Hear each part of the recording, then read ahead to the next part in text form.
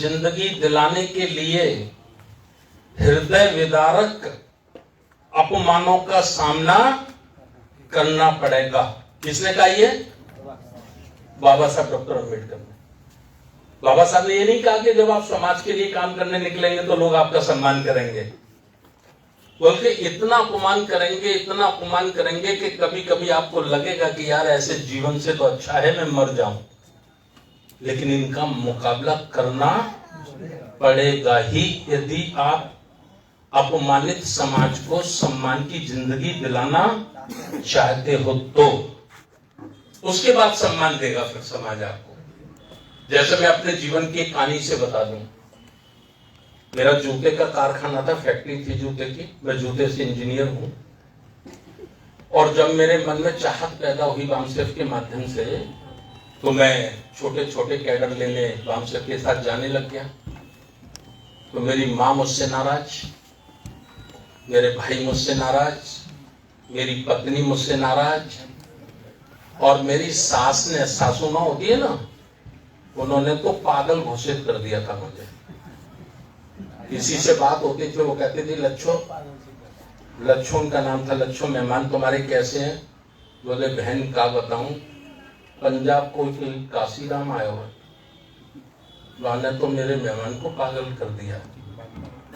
रात में सोते भी काशीराम काशीराम करता रहता। मैं ये बता रहा हूं आपको। देखिए, परिवर्तन वही लोग ला सकते हैं जिनके दिलो दिमाग में जुनून आ जाए। इसका उदाहरण है, पूरी दुनिया में जितने वैज्ञानिक हुए हैं उनको सबसे पहले लोगों ने पागल ही घोषित किया है। बाद में उनको स्वीकार किया है, उनके आविष्कार को स्वीकार किया है, लेकिन पहले लोगों ने उनको पागल ही घोषित किया है। मैं अपनी जिंदगी की कहानी बता रहा हूं। 1997 में हमारी सरकार बनी उत्तर प्रदेश में, और बहन जी ने मुझे सबसे पहले SC/ST कमीशन का मेंबर बनाया, राज्य मंत्री का दर्जा दिया, लाल बत्ती की गाड़ी। अब लखनऊ से लाल बत्ती की गाड़ी लेके गए, वो हमारी समाज में कभी सपने हुआ करते थे लाल बत्ती की गाड़ी के। तो साहब हम घर पहुंचे तो हमारी माँ, हमारी सास सब वो थाली नारियल वारियल लेके, समझ रहे कि नहीं, पानी वानी डाला, पता नहीं क्या क्या किया उन्होंने। वो मेरे माथे पे तिलक लगा के जब मेरे गले से मिली मेरी सास, तो क्या बोली खान में मालूम है? बेटा हमने आपको बड़ा बुरा भला कहा है, बुरा मत मानो, अब आप मंत्री बन गए हो। मुझे लगा जब कामयाब हो जाते हैं, जब कोई कार्यकर्ता, कोई व्यक्ति कार्यकर्ता जब अपने मकसद में सफल हो जाता है, कामयाब हो जाता है, तो वही गाली देने वाले लोग इज्जत देते हैं, सम्मान देते हैं।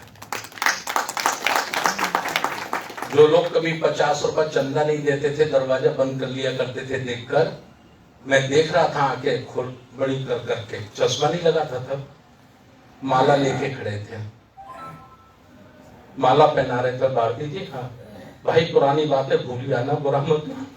मैंने कहा यार हमें तो अच्छे काम से फुर्सत नहीं है, बुरे काम के लिए किसके पास टाइम है?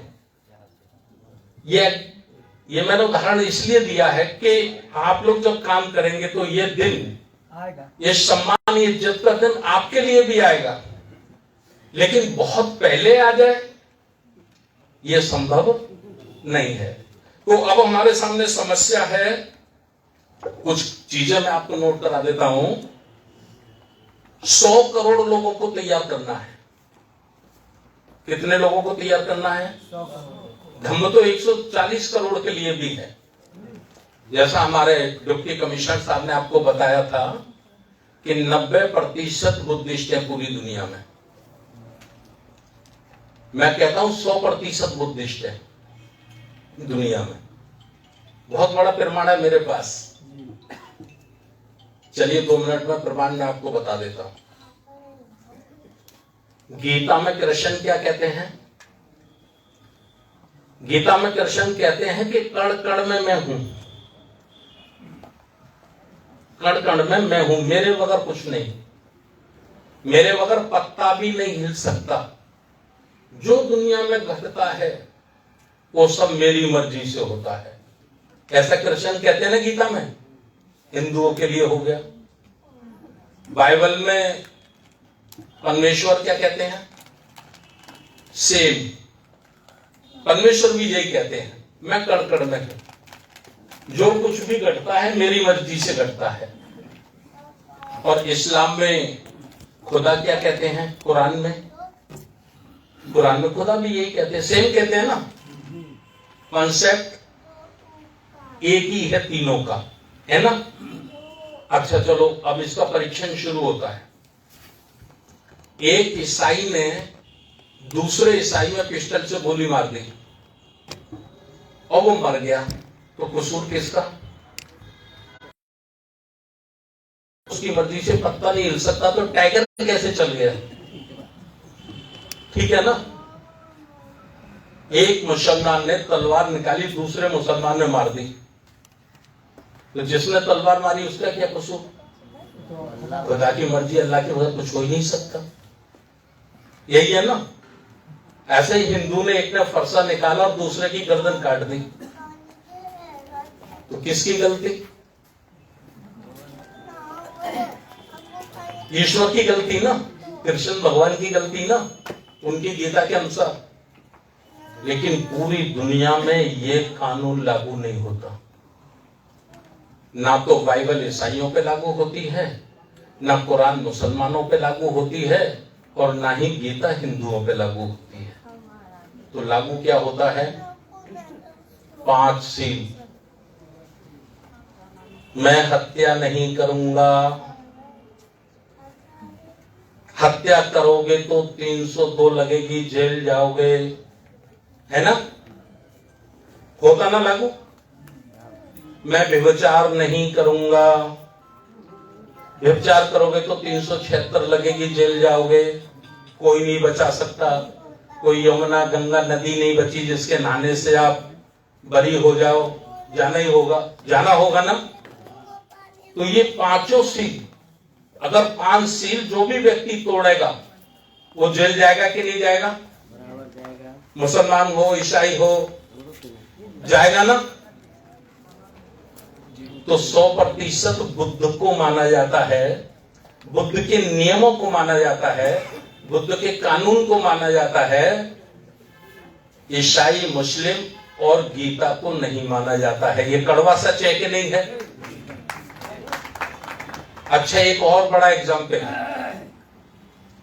एक हमारे देश में बाबा थे, अब भी हैं, आशाराम।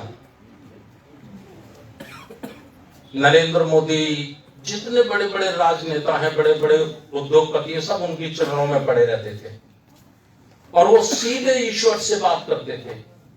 किससे बात करते थे? ईश्वर से सीधा कांटेक्ट था उनका। बाल्याशेठ से बात होती थी कि नहीं? जब 500 में जेल गए, आज तक जमानत नहीं मिली। लोग बताते हैं उन्होंने अपने वकील से कहा कि मैं तो ईश्वर का प्रतिनिधि हूं, जज मुझे जमानत क्यों नहीं दे रहा? तो वकील ने कही, बाबा ये तेरे गीता का देश नहीं है, ये अम्बेडकर के संविधान का देश है, जमानत नहीं मिलने की। और एक प्रमाण के साथ बता रहा हूं मैं आप लोगों को, तो माना जाता है ना। तो इस काम को करने के लिए अब हमको करना क्या है? 20-22 कुछ बातें आपको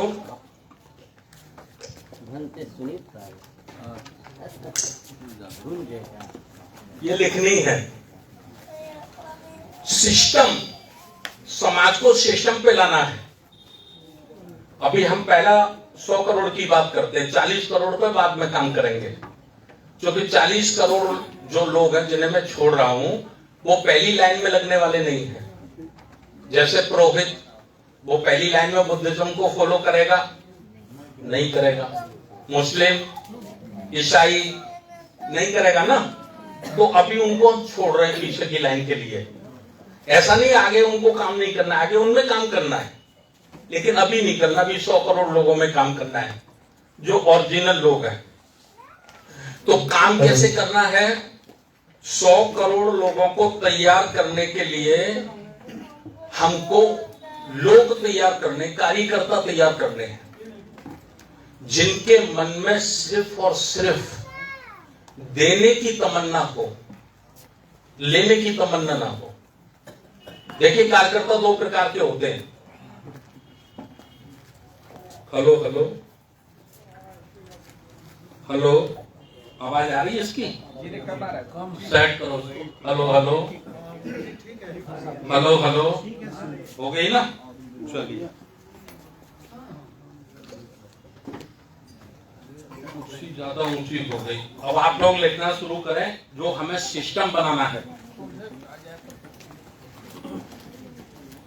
सिस्टम जो बनाना है उस पे हमको सबसे पहले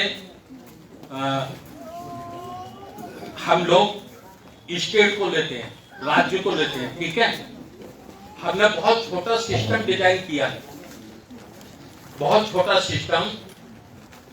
हम लिखते हैं यहां पर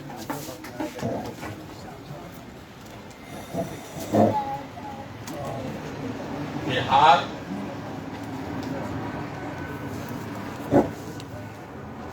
प्रदेश। बिहार प्रदेश को तैयार करने पर आज हम चर्चा करते हैं। ठीक है, तो क्या करना है हमें? सबसे पहले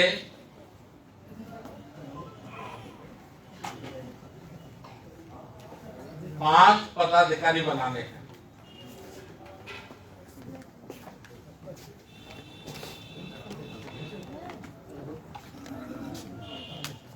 ये पांच पदाधिकारी, इनको ये मानकर चलिए कि ये हमारे प्रोफेसर हैं। कितनी आबादी है बिहार की? 8 करोड़ होगी लगभग, 12 करोड़। 12 करोड़ लोगों को तैयार करने के लिए हमें सबसे पहले क्या करना है? 5 पदाधिकारी बनाने हैं। ठीक,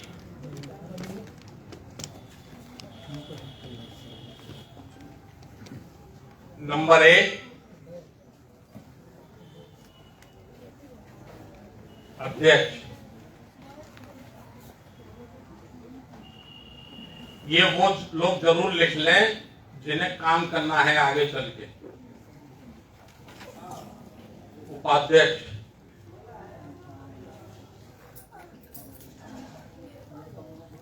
महासचिव,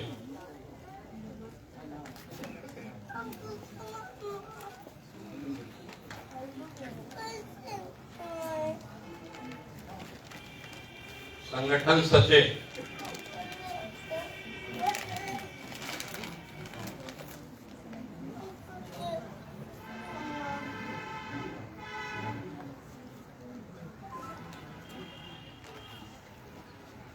कोषाध्यक्ष।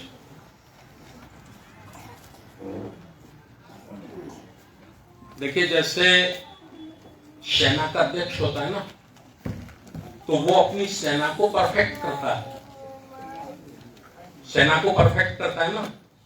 ठीक उसी एंगल से हमको ऐसे मानकर चलिए कि ये धम्म के प्रचार प्रसार के लिए हमें एक सेना तैयार करनी है। तो ये हमारे 5 लोग हो गए। ये हो गए बिहार प्रदेश के पदाधिकारी। ठीक, दूसरा हमको क्या करना है? प्रदेश के बाद क्या कहते हैं? संभाग कहते हैं, कमिश्नरी। कमिश्नरी।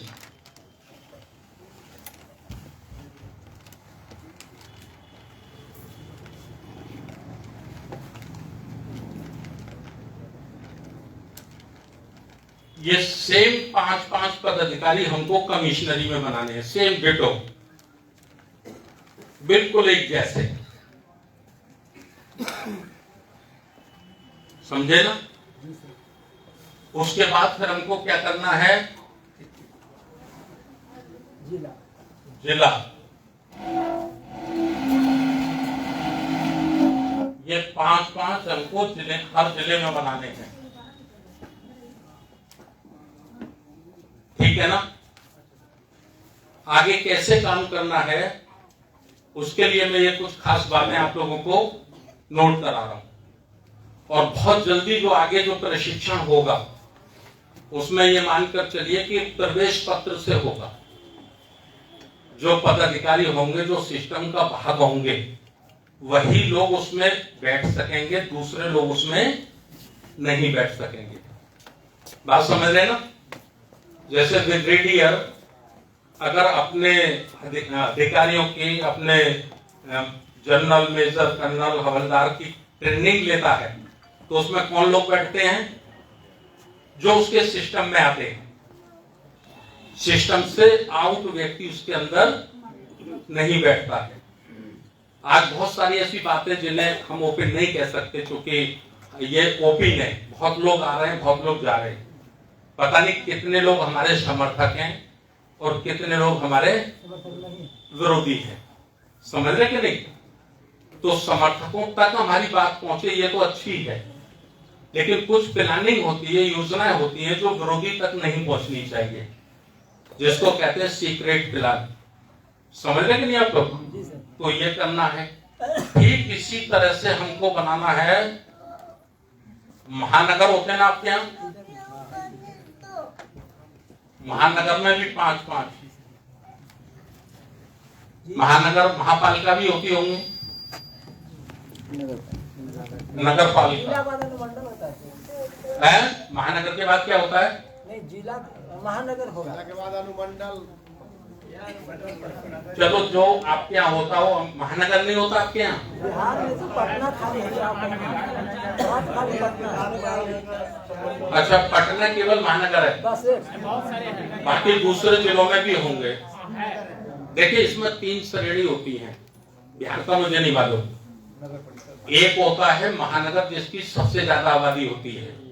हमारे उत्तर प्रदेश में उसको नगर निगम कहते हैं। ठीक है, नगर निगम उसको कहते हैं, उसको महानगर बोलते हैं। ठीक। फिर होता है नगर महापालिका, जो जिले में जाके होती है।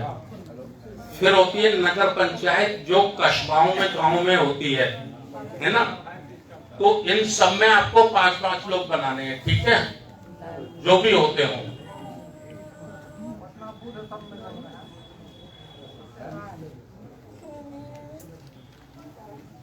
अभी विधानसभा तक जाना है केवल। फिर विधानसभा में 5-5 लोगों की टीम तैयार करनी है। इसमें सावधानी क्या रखनी है? इसमें 2 सावधानी रखनी है बहुत बड़े पैमाने पर। एक तो इसमें उम्र का बहुत ध्यान रखना है आप लोगों को। उम्र माने 5 की 5 टीम 60+ ना हो जाए। बात समझ रहे कि नहीं आप? 500 टीम अगर 5 लोग आप बनाएंगे और 5 60+ हुए, 65 हुए, 70 हुए, तो सलाह, ज्ञान, नॉलेज तो मिलेगा, लेकिन भागदौड़ कौन करेगा? तो भागदौड़ करने के लिए तो यंग ब्लड होना चाहिए ना। तो कम से कम 50% का रेशियो रखती है। अगर अध्यक्ष 60 वर्ष की उम्र का बना रहे हैं, तो कम से कम उपाध्यक्ष उससे 10-15 वर्ष कम उम्र का हो, जिससे भाग दौड़ कर ले, है ना? भाई, जिस मकसद के लिए ये कमेटी फॉर्म करना चाहते हैं आप लोग, जिस मकसद के लिए टीम तैयार करना चाहते हैं, वो मकसद भी पूरा होना चाहिए ना। बाकी कागजों में तो 3 लाख लोगों के संगठन बने हुए हैं, फाइल तो उनकी बहुत मजबूत है, लेकिन जमीन पे वो लोग नजर नहीं आते। गलत कह रहा हूं मैं अनुभव जो मेरा है वो मैं कह रहा हूं। एक पॉइंट ये ध्यान रखना है। दूसरा पॉइंट क्या ध्यान रखना है? दूसरा पॉइंट ये ध्यान रखना कि 5 के 5 एक ही समाज के ना हो जाएं। समझ रहे नहीं? ये भी बहुत ध्यान रखना है भाई। ऐसा ना हो कहीं सब दासी दास हो जाएं, या कहीं पासवान हो जाएं, या कहीं दूसरे हो जाएं। कोशिश करिए 5 में 5 समाज के लोग आ जाएं। अगर 5 में 5 समाज के लोग नहीं आ पाते हैं, तो 3 समाज के लोग कम से कम आप एडजस्ट करने की कोशिश करिए। ये बीज है, ये शुरुआत, बीज डाल रहे हैं आप। अगर आपका बीज मैत्रीपूर्ण पड़ गया, आपका बीज भाईचारे को संकेत करने वाला पड़ गया, तो आप सही रूप में बुद्धिज्म को आगे ले जा पाएंगे। अन्यथा फिर बुद्धिज्म 2 लोगों के बीच में ही रह जाएगा। कहां? महाराष्ट्र में जाए तो महार, और उत्तर भारत में आए तो चमार। गलत बोल रहा हूं भाई? महाराष्ट्र में जाए तो महार, वो सीनियर बुद्धिस्ट है। 1956 को उन्होंने बाबा साहब के साथ दीक्षा ली है ना, लेकिन महारों से अलग नहीं निकल पाए आज तक, वही फंसे पड़े हैं, उसी उलझन में फंसे पड़े हैं। तो ये जो उलझने हैं जिनके कारण हमारा नुकसान हुआ, इनको हमें तोड़ना है। जाति कैसे तोड़ेंगे? जाति जब ही तोड़ेंगे ना जब हम एक जाति से दूसरी जाति को जोड़ने में कामयाब हो जाएंगे। एक जाति से दूसरी जाति को जोड़ने में कामयाब हो जाएंगे तो जाति तोड़ने का काम शुरू हो जाएगा। यह हो सकता है कि हमारे जीवन में पूरा ना हो, लेकिन बीज तो हम क्या लें? बीज हम डालेंगे तो हमारा बेटा करेगा, हमारा पोता करेगा, पोते का बेटा करेगा, आने वाली नस्लें करेंगी। लेकिन बीज डालना तो हम लोग शुरू करें। ये साथ ये विशेष रूप से आप लोग ध्यान रख लीजिए क्या करना है। वो साफ करने वाला कहाँ है इसका?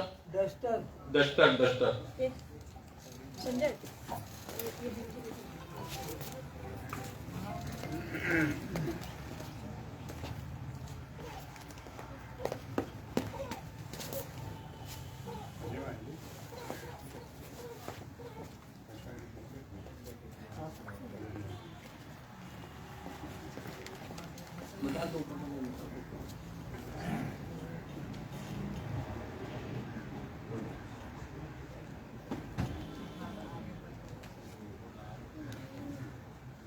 हमें समूचे बहुजन समाज को तैयार करना, ये हमारा उद्देश्य होना चाहिए। ठीक, तो उद्देश्य की पूर्ति के लिए हमको समाज के बीच में जाना पड़ेगा ना।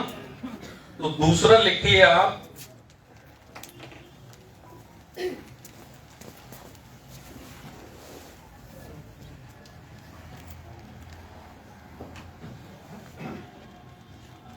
तीन जनवरी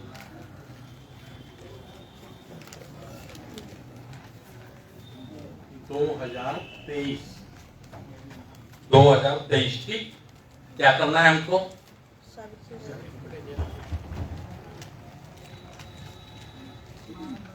माता सावित्री बाई फुले की जन्म जयंती समारोह पूरे देश में हम लोगों को मनाना है। मैं आपको बिहार के लिए कह रहा हूं। क्या नाम होगा इसका? माता सावित्री बाई फुले। उनकी तो जयंती मनानी है, नाम क्या होगा?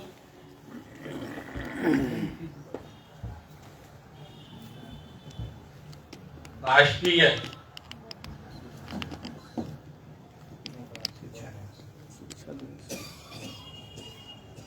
शिक्षा दिवस। हमारे लिए शिक्षा देने वाली माता सावित्रीबाई फुले है, पल्लवी नहीं है। हमको गलत इतिहास पढ़ाया गया। जिनकी जरूरत थी उन्होंने पढ़ा दिया। हमारी जरूरत क्या है? हमारी जरूरत है हमें हमारे महापुरुषों के इतिहास को राष्ट्रीय रूप देना, है कि नहीं? तो जब शिक्षा पे प्रतिबंध था तो सबसे पहले किसने तोड़ा? माता सावित्रीबाई फुले ने उनके पति राष्ट्रपिता महात्मा ज्योतिराव फुले की शिक्षा से प्रेरित होकर उन्होंने सर्वप्रथम वो महिला अध्यापिका बनी। ये भारत का इतिहास है, लेकिन मीडिया बेईमान है ना, इसलिए इतिहास उन लोगों तक नहीं गया। लेकिन हम लोग ये कार्यक्रम हर हाल में 3 जनवरी को राष्ट्रीय बौद्ध महासभा के बैनर से आप लोगों को सबको अपने बिहार राज्य में मनाना है, जिला स्तर पे। पर्चा छपाइए ब्लू व्हाइट, आप इतना बड़ा पर्चा भी छपाएंगे तो बहुत सस्ता छपता है, 250-300 रुपए में 1000 छपता है। आप 5000 छपाएंगे तो 1500-2000 में छपेगा। लोग 25 आए कोई समस्या नहीं, 50 आए कोई समस्या नहीं, पर्चे कम से कम 5000 छप के बटने चाहिए गांव गांव में, जिसलिए लोग जाने कि माता सावित्री बाई शिक्षा की सबसे प्रथम अध्यापकता थी और उनका जन्म ही हमारे लिए शिक्षा का दिवस है। ठीक है ना? करना पड़ेगा ना भाई। धीरे धीरे हम लोग शुरू करेंगे, हम लोग धीरे धीरे शुरू करते जाएंगे। एक ये समय सिस्टम का रूप ले लेगा, और जब ये सिस्टम का रूप ले लेगा तो हमारे बच्चे इसको बड़े पैमाने पे बनाएंगे। और जैसे जैसे हमारी ताकत बढ़ती जाएगी, ताकत का मतलब जैसे जैसे हमारी विचारधारा आगे बढ़ती जाएगी, आगे बढ़ती जाएगी, आगे बढ़ती जाएगी, एक दिन देश के मुख्यमंत्री और प्रधानमंत्रियों को भी घोषणा करनी पड़ेगी कि 3 जनवरी ही शिक्षा दिवस है हमारा। करनी पड़ेगी कि नहीं? लोकतंत्र में लोग ताकत को नमस्कार करते हैं। ताकत, जितनी ताकत आप पैदा करते जाएंगे उतना सरकारों से कहने की जरूरत नहीं पड़ेगी। सरकार के लोग खुद आपकी विचारधारा पे काम करना शुरू कर देंगे। ये हमको करना है।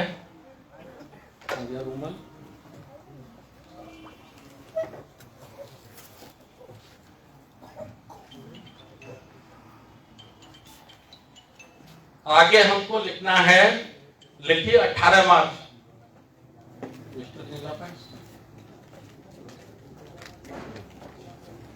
दूसरा ना सर, सेकंड नहीं, दूसरा वाला है ये। दूसरा था 3 जनवरी, ये तीसरा है।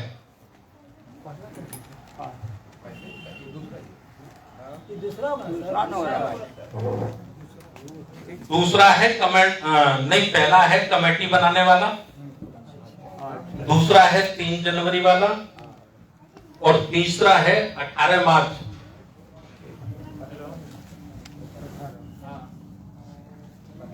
संदेश भूमि, आगरा, संदेश भूमि आगरा, 18 मार्च 1956।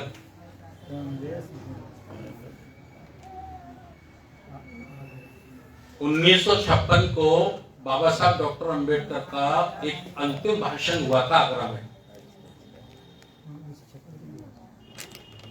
उस भाषण का कुछ भाग हम लोग वामसेफ के माध्यम से प्रचारित किए हैं, जिसमें है, क्या है, मुझे मेरे समाज के पढ़े लिखे लोगों ने धोखा दिया। लेकिन ये पूरा भाषण नहीं है। पूरा भाषण है, बाबा साहब कहते हैं, लिखने में टाइम लगेगा, मैं बोलता हूं, आप लिखते रहिए। बाबा साहब कहते हैं, बेशुमार मुश्किलों का सामना करके बड़ी मुश्किलों से मैं इस कारवां को मंजिल तक लाया हूं। क्या कहते हैं बाबा साहब? बेशुमार मुश्किलों का सामना करके बड़ी मुसीबतों से मैं इस कारवां को इस मंजिल तक लाया हूं। मैं चाहता हूं, बाबा साहब कहते हैं, मैं चाहता हूं कि ये कारवां और आगे जाए। लेकिन जब वो देखते हैं ना, तो उनको लगता है कि शायद अभी लोग तैयार नहीं हुए। इसलिए बड़े दुखी होकर कहते हैं, क्या कहते हैं? यदि आगे ना ले जा सको, यदि आगे ना ले जा सको, तो कम से कम पीछे भी मत जाने देना। 66 वर्ष हो गए हैं। इन 66 वर्षों में बाबा साहब की पूजा करने वाले लोगों ने क्या कभी ये सोचा बैठकर कि बाबा साहब कौन सा कारवां था जिसको कई बड़ी मुश्किलों से लाया हूं, बेशुमार मुसीबतों का सामना करते हैं, और मैं चाहता हूं ये आगे तक जाए। हे मेरे अनुयायियों, आगे न ले जा सको तो कम से कम पीछे भी मत जाने देना। इन शब्दों पर दुनिया के लोग चर्चा करें या ना करें, लेकिन बाबा साहब डॉक्टर अंबेडकर की औलादों को तो करनी चाहिए। उनकी ड्यूटी है, उनकी नैतिक जिम्मेवारी है कि हमें इस पे चर्चा करनी चाहिए। तो बाबा साहब कौन सा कारवां लाए थे बड़ी मुश्किलों से, उसको हम 3 भागों में बांटते हैं।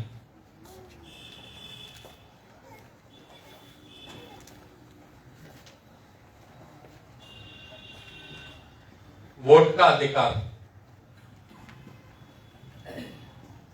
एक, क्योंकि इस संविधान से पहले हमें वोट का अधिकार नहीं था, जिसको बाबा साहब ने हमको दिया। एक, दूसरा,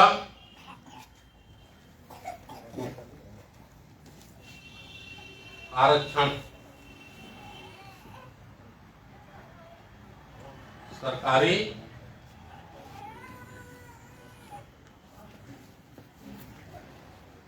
नौकरियों में,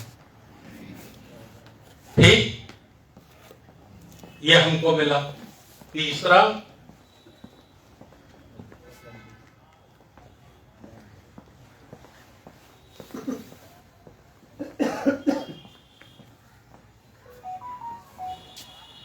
प्रतिनिधित्व, MP, MLA, प्रतिनिधित्व, ठीक। सबसे पहला वोट का अधिकार, अभी 26 जनवरी आ रही है। 26 जनवरी को हम लोग क्या कहते हैं? गणतंत्र, गणतंत्र दिवस कहते हैं ना। गण काय को कहते हैं? गण कहते हैं गिनती को। गण माने गिनती, तंत्र माने गिनती का सिस्टम। मतलब 26 जनवरी 1950 को इस देश के उपेक्षित बहुजन समाज के SC ST वर्ग को भी मानव जाति में शामिल किया गया। इससे पहले उनकी गिनती पशुओं में भी नहीं होती थी। वहां से गिनती शुरू हुई और 1952 में हमको पहली बार वोट देने का अधिकार मिला। तो ये बाबा साहब हमको दिए, इसको का बड़ी मुश्किलों से मैं लाया। आरक्षण 3-4 प्रकार का है। चालाक लोग उसको बदनाम करते हैं, उससे हमें बहुत समझना है।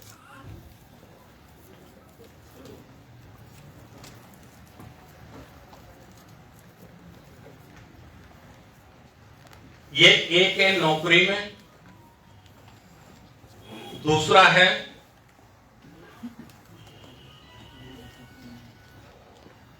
शिक्षा में, ठीक, तीसरा है प्रमोशन में, और चौथा है राजनीति में, है ना।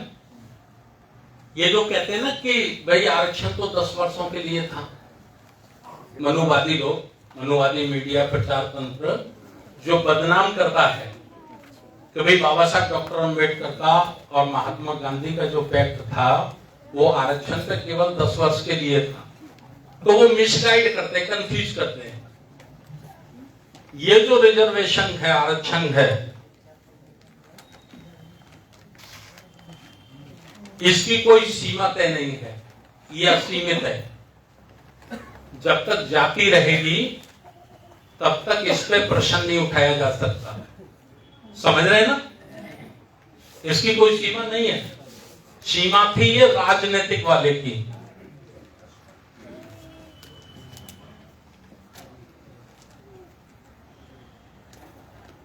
अब इसको तो बताते नहीं। इसको क्यों नहीं बताते? क्योंकि इससे उनको फायदा है। इसके कारण उन्होंने हर समाज में अपने, क्या कह सकते हैं, कांशीराम साहब के शब्दों में कह सकते हैं, उन्होंने चमचे पैदा कर दिए हैं। अब तो चमचिया भी बहुत है। समझ रहे कि नहीं? तो इसकी बात को यहां कहते हैं। और हम लोग चूंकि जागरूक नहीं हैं, सही तथ्यों की जानकारी हमारे पास नहीं है, तो हम खामोश होकर उनकी बात को सुनते रहते हैं। या कुछ लोगों को पता है तो उनकी संख्या बहुत कम है, बहुत ज्यादा नहीं है। ये बात करनी है। बाबा साहब ने जो कहा था कि ये कारवां और आगे जाए, तो आगे कहां जाए? बाबा साहब का क्या सोच था? वही वोट का अधिकार हमको मिल गया, सरकारी नौकरियों में हमारी हिस्सेदारी मिल गई, और विधानसभाओं में, लोकसभाओं में, नगर पालिका से लेकर, नगर पंचायत से लेकर, गांव के प्रमुख से लेकर हमको पार्लियामेंट तक अपना हिस्सेदारी मिल गई। तो और आगे कहां जाए? और आगे जाने का मतलब है कुछ छूट गया। जो बाबा साहब चाहते थे वो नहीं होता था, छूट गया वो। तो वो क्या था? सुप्रीम कोर्ट, न्यायालय। न्यायालय में हमारी कोई हिस्सेदारी तय नहीं है, जुडिशियरी में, है ना? बाबा साहब चाहते थे कि वहां भी हमारी भागीदारी, हिस्सेदारी होनी चाहिए। दूसरा, मिलिट्री फोर्स। मिलिट्री फोर्स में हमारी भागीदारी नहीं है, वहां भी हमारी भागीदारी होनी चाहिए। तीसरा, एजुकेशन सिस्टम। जो विश्वविद्यालय हैं, महाविद्यालय हैं, वो एक ही वर्ग विशेष के लोगों के कब्जे में है, उसमें हमारी कोई हिस्सेदारी नहीं है। चौथा, उद्योग, कारोबार, बिजनेस, वो एक ही वर्ग के हाथों में है, उसमें हमारी कोई हिस्सेदारी नहीं है। पांचवा, इस देश की जमीन, धरती, उस पर भी एक वर्ग विशेष के लोगों का कब्जा है, उसमें भी हमारी हिस्सेदारी नहीं है। ठीक है ना? इसलिए बाबा साहब चाहते थे कि ये भी और आगे जाना चाहिए। लेकिन बड़े दुखी होकर उन्होंने कहा कि यदि आगे ना ले जा सको तो कम से कम पीछे भी मत जाने देना। तो आज हमें इस प्रश्न पे चिंतन करना है कि बाबा साहब का जो कथन था कि आगे जाना चाहिए, तो हम आगे गए हैं। पिछले 66 वर्षों में क्या हमने बाबा साहब जो दिए थे उससे ज्यादा कुछ हासिल किया है? मेरे ख्याल आंसर होगा नहीं। तो आगे तो हम गए नहीं। और बाबा साहब को उम्मीद थी, जो उनके लेफ्टिनेंट थे, जो उनके द्वारा तैयार किए गए लोग थे, उनको लगता था कि ये इस काबिल नहीं है जो इसे आगे ले जा सके। इसलिए उन्होंने बड़े दुखी होकर कहा कि यदि आगे ना ले जा सको तो कम से कम पीछे भी मत जाने देना। तो आज इस शब्द पे हमको अध्ययन करना है। क्या हम पीछे गए हैं? हम तीनों में पीछे गए हैं। कैसे गए हैं? वोट का अधिकार बाबा साहब दिए ना? क्या हम सही इस्तेमाल करते हैं वोट का? जिसके लिए हमको वो दिए थे उस काम के लिए हम उसको इस्तेमाल कर रहे हैं? नहीं कर रहे ना? चलिए, क्या नौकरियां हम बचा पा रहे हैं? 7.5% schedule caste, 7.5% schedule tribe, 15% schedule caste, 27% OBC. क्या हम ये नौकरियां बचा पा रहे हैं? मैं गारंटी से कह रहा हूं, गारंटी से आप लिख लीजिए मेरी बात को। अगर यही हालात देश के रहे तो अगले 20 वर्षों में IAS IPS तो छोड़ो, कहीं चपरासी भी हमें नजर आने वाला नहीं है, जितनी तेजी से रिजर्वेशन को खत्म किया जा रहा है। तो ये भी पीछे गए ना। अच्छा, जो जनप्रतिनिधि उन्होंने बनाए, MLA MP हमारे लोग बने, क्या जिसके लिए बाबा साहब ने ये राजनीतिक आरक्षण दिया था, जिस मकसद के लिए दिया था, क्या उसका कोई फायदा नजर आ रहा है कहीं देश भर में?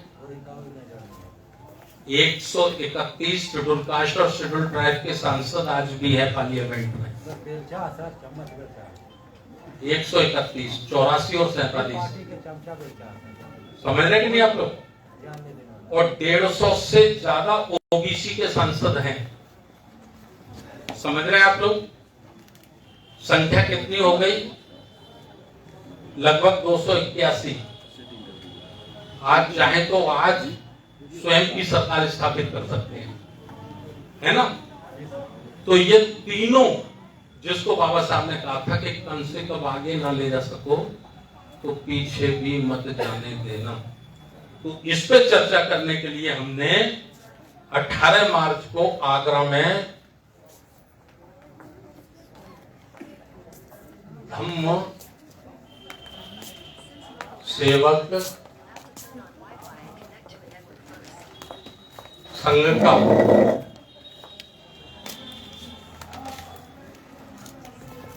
प्रथम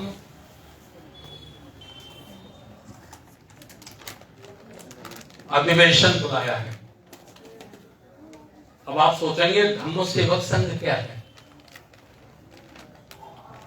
बाबा साहब ने 24 सितंबर 1924 को एक संगठन बनाया था। नाम मालूम है आप लोगों को? नहीं मालूम है? चलो मैं याद दिला देता हूं। क्या?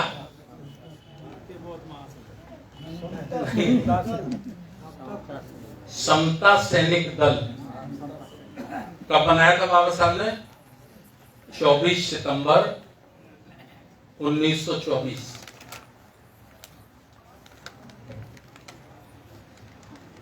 समता मूलक समाज की स्थापना करने के लिए बाबा साहब ये संगठन बनाए थे। और डॉक्टर हेडगेवार कब बनाई RSS? विजयदशमी 1925। वो अब बाबा साहब इस मकसद के लिए बनाए थे कि जो असमानता है उसको खत्म करने के लिए समता सैनिक दल बड़ी भूमिका इस देश में तैयार करेगा। ठीक है ना? और डॉक्टर हेडगेवार किसके लिए बनाए थे RSS? वो इसके लिए बनाए थे कि उनके जो पूर्वजों का शासन था मनुस्मृति वाला, उसको स्थापित करने के लिए काम करेगा। क्लियर बोल रहा हूं ना मैं? कोई कंफ्यूजन तो नहीं है? कंफ्यूजन तो नहीं है ना? अच्छा, बाबा साहब के लोगों ने ईमानदारी से काम किया है कि डॉक्टर हेडगेवार के लोगों ने ईमानदारी से काम किया है? डॉक्टर हेडगेवार के लोगों ने ईमानदारी से काम किया, इसलिए आज उनकी 65,000 शाखाएं प्रत्येक दिन सुबह लगती हैं और प्रत्येक वर्ष वो 5,000 से 10,000 के बीच में शाखाएं बढ़ाते चले जा रहे हैं ना। अच्छा, हमारा समता से निकल के ही नजर आता है? नहीं आता ना। इसलिए मजबूर होकर हमको धम्म सेवक संघ बनाना पड़ा है। क्या बनाना पड़ा है? धम्म सेवक संघ।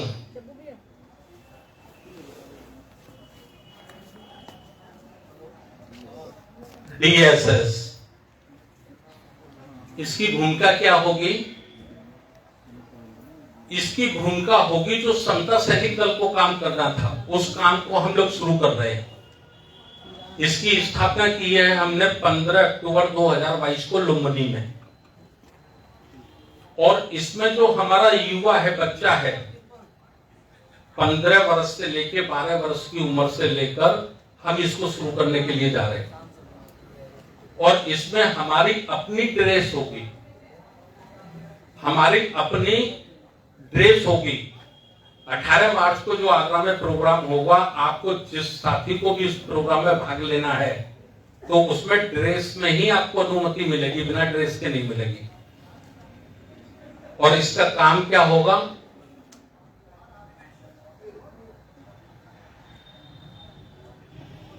पांच वर्ष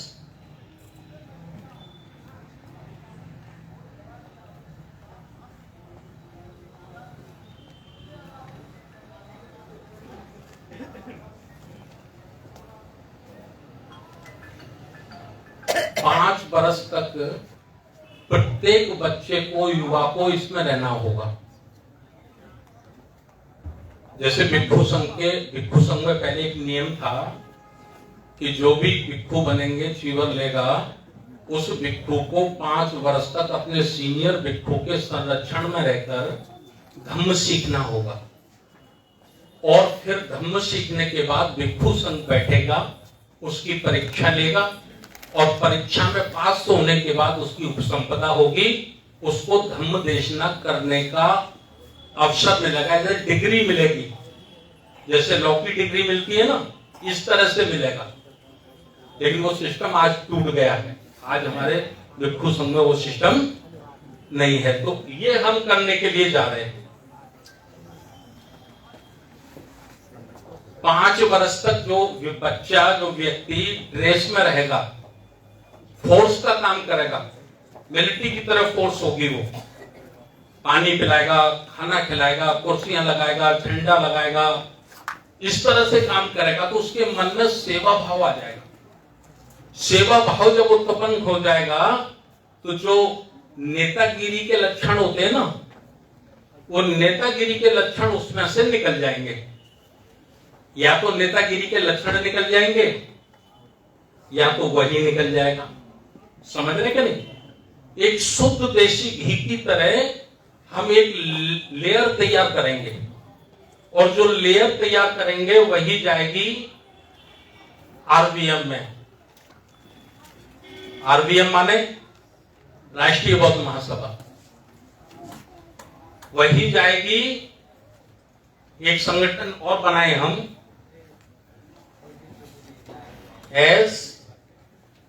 SNP, सामाजिक न्याय परिषद। एक सामाजिक न्याय परिषद बनाए हम, जो आरबीएम के अंडरटेकिंग काम कर रही है पूरे देश में। यह सामाजिक न्याय परिषद का उद्देश्य क्या है?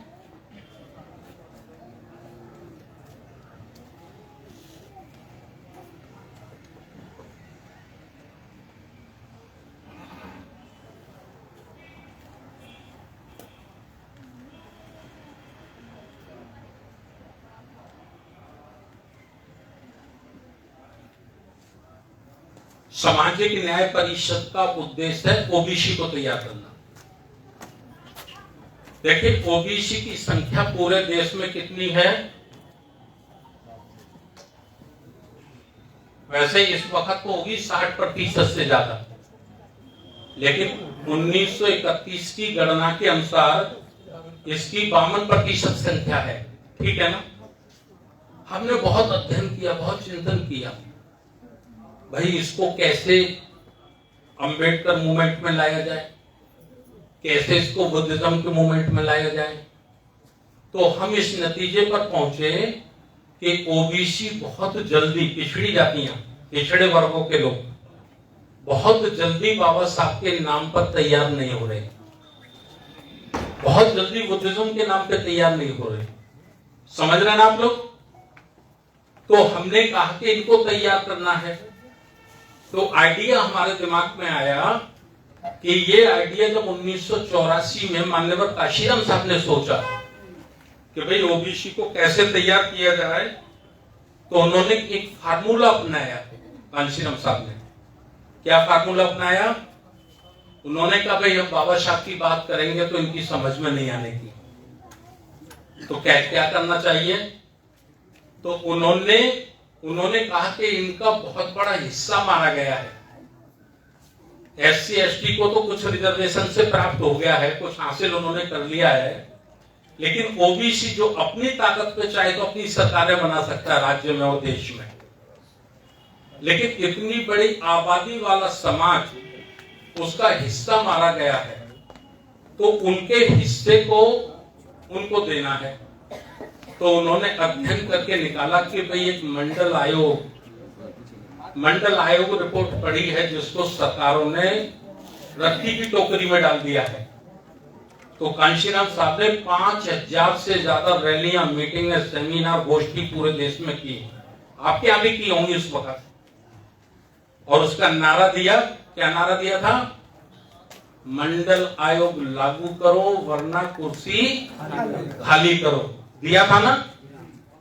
जिसकी जितनी संख्या भारी उसकी उतनी भागीदारी, दिया ना?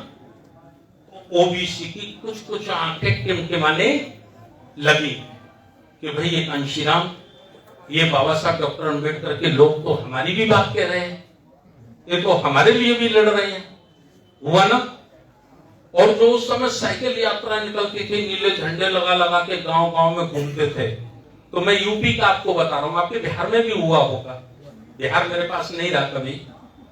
बाबा रामनाथ यादव को तैयार किए, काशीनाथ यादव को तैयार किए, सुखलाल कुशवाहा को मध्य प्रदेश में तैयार किए, शिवराम कुशवाहा को जालौन में तैयार किए, कुछ कुर्मी पटेल तैयार किए। समाज तैयार नहीं किए, समाज तैयार नहीं हुआ। उस समाज में से कुछ लोग तैयार हुए जिनको कांशीराम साहब ने वामसेप के माध्यम से तैयार किया। और वो जो यात्रा निकाली जाती थी उसका लीडर कौन होता था? बाबा रामनाथ यादव, बरखूराम वर्मा, ठीक है। आगे की साइकिल पे वो होते थे और पीछे की साइकिल पे सारे शेड्यूल कास्ट के लोग होते थे। यानी 500 लोगों की साइकिल यात्रा होती थी, तो ये मानकर चलो कि उसमें से 490 चमार होते थे। बड़ा क्लियर सा बता रहा हूं मैं। तो साहब ने क्या कहा उस समय हम लोगों को कैडर दिया कि देखिए आपको एक्टर नहीं बनना है, आपको हीरो नहीं बनना है, आपको डायरेक्टर बनना है। आपको क्या बनना है? डायरेक्टर। हीरो ओबीसी को बनाना है। यादव को बनाओ, कुशवाहा को बनाओ, कुर्मी को बनाओ, पटेल को बनाओ, लोधी को बनाओ, प्रजापति को बनाओ, इनको हीरो बनाओ और आप डायरेक्टर बनो। तभी हम ब्राह्मणवादी व्यवस्था से मुकाबला कर सकते हैं। ये कांशीराम साहब का फार्मूला था। लेकिन वर्तमान में वो थोड़ा नहीं उस सिस्टम से काम हो रहा है। मैं आलोचना नहीं कर रहा हूं, कोई साथी मेरी बात को आलोचना में ना ले। तो हमने कहा भाई हम भी तो कांशीराम के चेले हैं, तो कांशीराम साहब के जितने चेले पूरे देश में हैं, जिनको तराश तराश कर मान्यवर साहब हीरा बनाए थे, इसी कारण से वो छटक के इधर उधर हो गए, तो हमने उनको इकट्ठा किया है पूरे देश में। और पूरे देश में इकट्ठा करके हमने कहा भाई ये जाओ सामाजिक न्याय परिषद, सामाजिक न्याय परिषद, इस नाम से आप काम करो। हॉल हम बुक कराएंगे, पर्चा हम छपाएंगे, माइक की व्यवस्था हम करेंगे, आप केवल भाषण देने की तैयारी करो। और करना क्या है भाषण में? भागीदारी चाहिए सुप्रीम कोर्ट से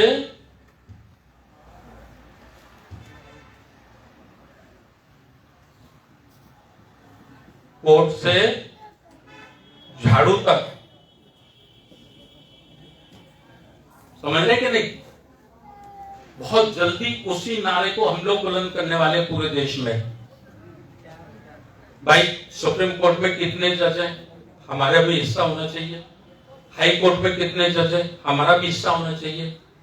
हम सामाजिक न्याय परिषद से कहेंगे आपको कौन पसंद है, कौन भगवान पसंद है, हमारा कोई झगड़ा नहीं। कौन देवी देवता पसंद है, हमारा कोई झगड़ा नहीं। ठीक है ना? क्योंकि आप अभी उनसे भगवान और देवी देवता की बात करोगे तो फिर उनसे आपकी दोस्ती खत्म। तो दोस्ती खत्म तो आंदोलन कमजोर। क्यों गलत कह रहा हूं मैं? तो हमको दोस्ती खत्म नहीं करनी है भाई। धीरे धीरे जब संगति में रहेंगे, जब विचारों का आदान प्रदान होगा तो कूड़े कचड़े से वो अपने आप आगे निकल आएंगे, हमें निकालने की जरूरत नहीं है, वो खुद निकल आएंगे। बाबा साहब कहते थे ना, गुलाम को गुलामी का एहसास करा दो, क्रांति तो वो खुद पे खुद कर देगा, आपको कहने की जरूरत नहीं पड़ेगी। तो ये काम हम लोगों को करना है, तो इसकी भी यूनिटें आपको बनानी है।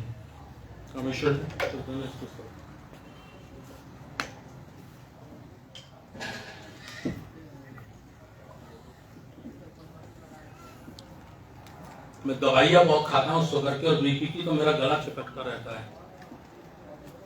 शुगर और बीपी बहुत भयंकर है मुझे।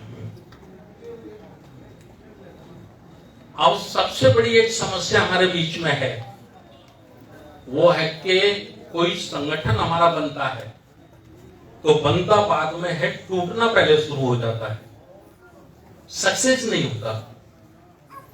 तो हमने इसका अध्ययन किया कि भाई इसका कारण क्या है। संगठन हमारा बनता है और बनने के साथ ही वो खत्म होने लगता है, तो उसका कारण हमने ढूंढा कि उसमें लोकतंत्र नहीं होता। कुछ लोग बनाते हैं, कुछ लोग उस संगठन को अपना घर का संगठन बना लेते हैं, घर का संगठन बना लेते हैं, फिर धीरे धीरे समाज का मोह उससे टूटने लगता है। तो उसमें डेमोक्रेटिक सिस्टम कैसे लाया जाए, तो इसके लिए हमने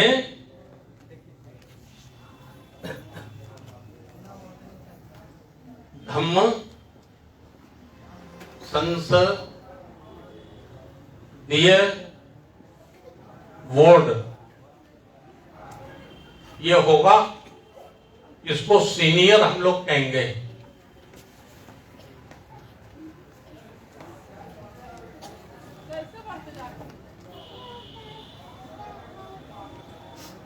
पार्लियामेंट बोर्ड हम लोग बहुत जल्दी बनाने के लिए जा रहे हैं। 100 लोग पूरे देश भर से इसमें होंगे, 100 लोग होंगे, और जो भी निर्णय लेने होंगे, जो कार्य योजना होनी, जैसे राज्यसभा पे मान लीजिए, राज्यसभा की तरह ही हम बनाने वाले हैं,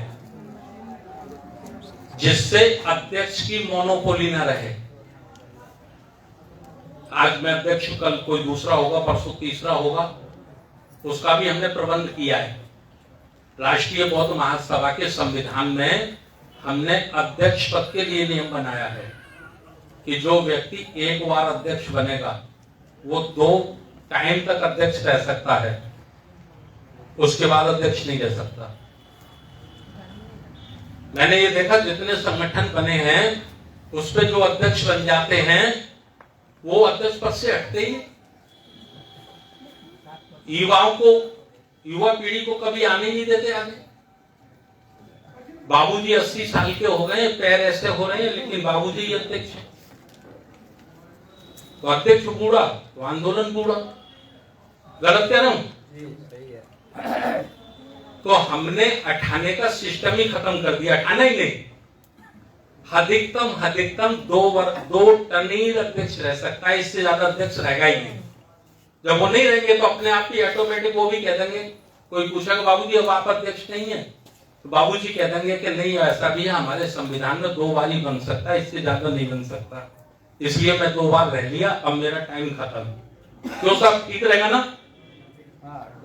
ये हमने जिला, संभाग, प्रदेश और राष्ट्र सब पे ये लागू किया है। मतलब जिले में अगर कोई अध्यक्ष रह गया 2 बार, तो वो संभाग में, मंडल में, कमिश्नरी में अध्यक्ष रह सकता है। कमिश्नरी में रह लिया तो प्रदेश में रह सकता है, प्रदेश में रह लिया तो राष्ट्र में रह सकता है। लेकिन जो राष्ट्र में रह लिया वो फिर केवल संरक्षक मंडल में जाए या भिक्षु संघ में जाए। भिक्षु भी चाहिएंगे ना तजुर्बेकार। तो धम्म सेवक से हम शुरू करेंगे, यानी 12 वर्ष की उम्र से हम शुरू करेंगे और भिक्षु संघ तक निर्माण करते हुए भेजेंगे लोगों को। तो भिक्षु संघ में जब वो व्यक्ति जाएगा उसको पूरा तजुर्बा होगा, हर चीज का उसको ज्ञान होगा, हर कड़वे मीठे माहौल से निकला हुआ वो व्यक्ति होगा, तो सफल भिक्षु होगा, वो फिर फेल नहीं होगा किसी के सामने। क्यों साहब? ये सिस्टम हम लोग बना रहे हैं। अब इसके आगे लिखिए आप 1000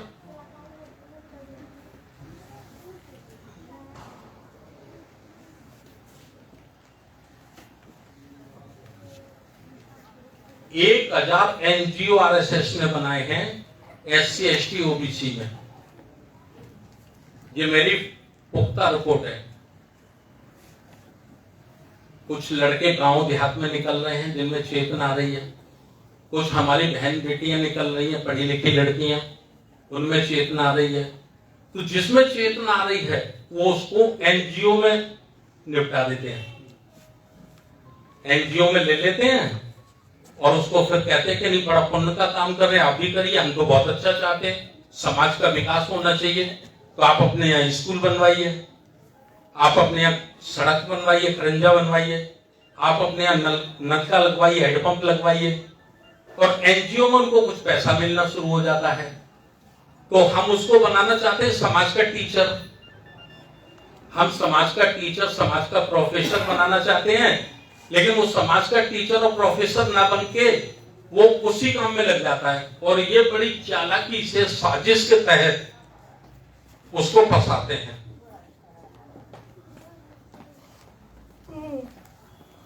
मध्य प्रदेश में शागर माँ 2-3 लड़कियां हमारे बहुत अच्छा काम करती थी, और मैं उनसे 2 साल बाद मिला तो मैंने उनको कहा वो जो लड़कियां थी बहुत मेहनत करती थी, बड़ा अच्छा काम करती थी, वो कहाँ है आजकल?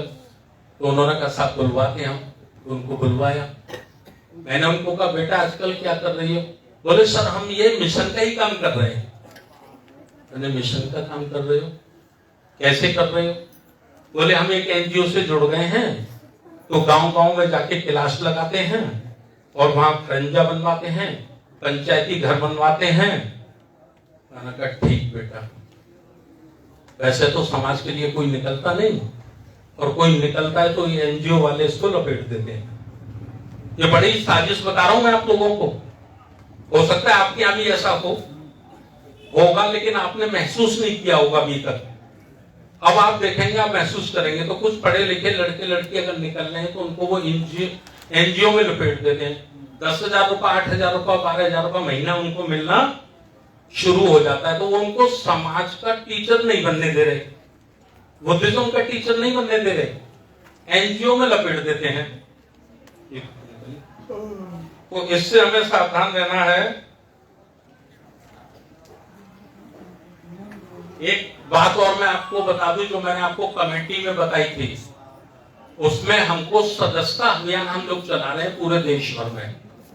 तो 25-25 हमको सदस्य बनाने हैं।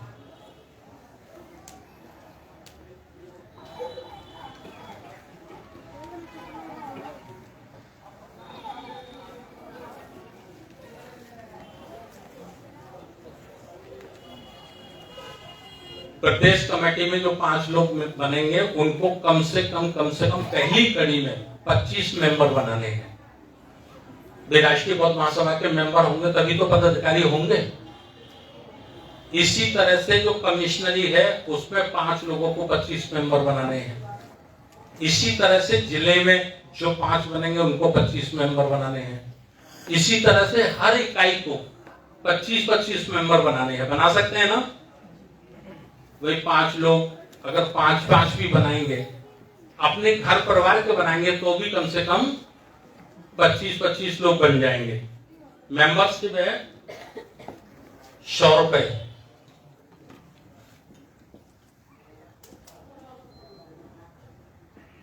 वार्षिक 100 रुपए वार्षिक मेंबरशिप है, ठीक है। अब इस मेंबरशिप का खर्च कैसे होगा?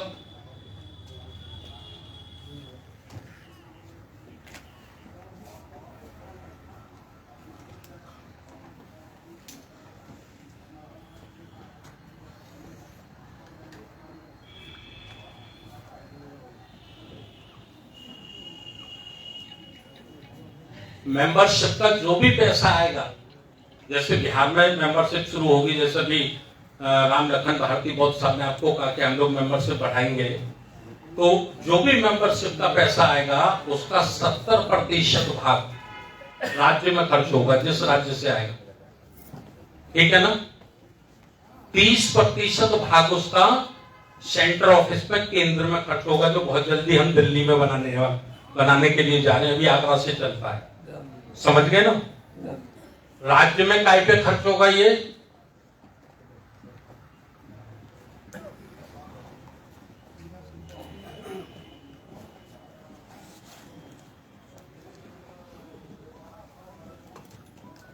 70% भाग काय में खर्च होगा राज्य में। आपको बिहार का एक प्रदेश का ऑफिस बनाना होगा, उस ऑफिस का किराया, ऑफिस में 2 व्यक्ति आपको रखने होंगे, उनको मानदेय जो देना, तनख्वाह नहीं कह सकते हम लोग, चूंकि मिशन का काम है, लेकिन भाई उसके बच्चों के लिए घर में राशन पानी आना चाहिए, उसके बच्चे की स्कूल की फीस जानी चाहिए, किताब कॉपी आनी चाहिए। जब वो हमारी चौकीदारी करेगा, समाज की चौकीदारी करेगा, तो उसके बच्चों की चिंता करना किसका काम है? समाज का काम है ना, वो तो करना ही पड़ेगा।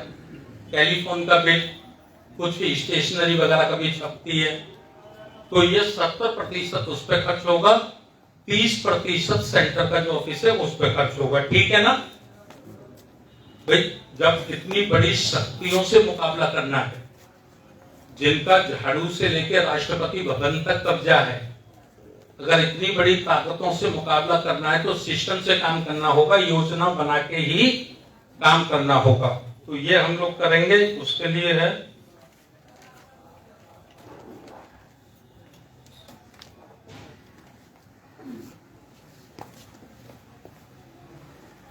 एक अप्रैल से 30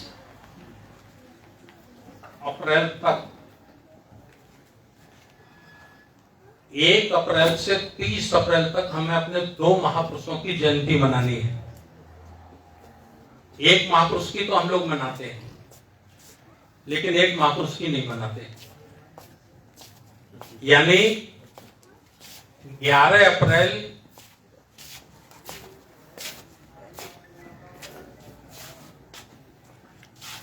महात्मा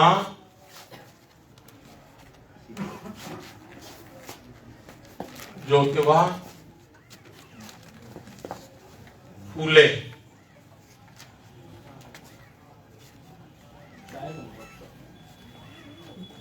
14 अप्रैल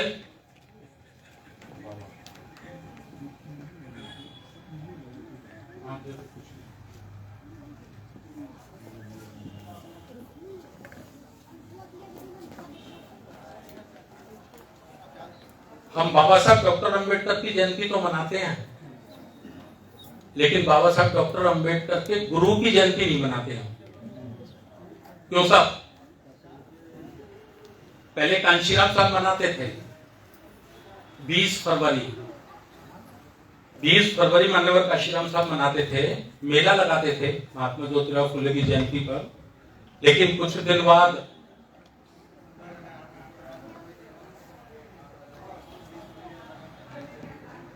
महाराष्ट्र गवर्नमेंट ने गजट किया, सरकारी गजट, और उसमें उन्होंने ये प्रकाशित कर दिया कि महात्मा ज्योतिराव फूले की जन्म जयंती 11 अप्रैल है। तो 20 फरवरी छूट गई। अब 20 फरवरी भी छूट गई और 11 अप्रैल कोई मनाता नहीं, क्योंकि जब तक बाबा साहब की जयंती जो है तो वो समाप्त पे होती है, तो हम सब लोग एक साथ बाबा साहब की जयंती में लग जाते हैं। अच्छा, उद्देश्य क्या है? उद्देश्य है कि हमको ओबीसी को भी तैयार करना है, और ओबीसी जो कुशवा माली समाज से थे महात्मा ज्योतिराव फूले, उनको हम भूल जाते हैं। हम जानकर नहीं करते ऐसा, हम अनजाने में करते हैं, हमें याद नहीं रहता। तो इस बार हमने राष्ट्रीय बौद्ध महासभा के बैनर से कहा है कि पूरे 1 महीने हम दोनों की जयंती मनाएंगे। क्यों पूज्य बनते जी? दोनों के फोटो होंगे हर पर्चे में, पंपलेट में, पोस्टर में, और दोनों का लिखा होगा। क्यों साहब? ठीक रहेगा ना भाई? हम ओबीसी को जब उनके महापुरुषों को हम सम्मान नहीं देंगे तो वो कैसे जुड़ जाएंगे? और जबकि पूरा महात्मा ज्योतिराव फूले ने और माता सावित्रीबाई फूले ने अपने 100% जीवन में दलितों के लिए काम किया है, उन्हीं के लिए काम किया उन्होंने, तो ये हमको मनाना है। दूसरा एक हमको 26 जून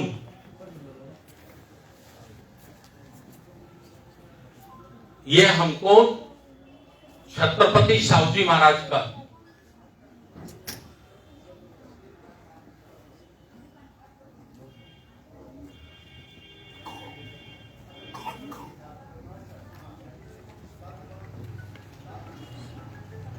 छत्रपति साहूजी महाराज के बारे में तो जानते ही होंगे आप लोग। इसको भी कांशीराम साहब 26 जुलाई मनाते थे, लेकिन महाराष्ट्र गवर्नमेंट ने इसको भी 26 जून कर दिया है।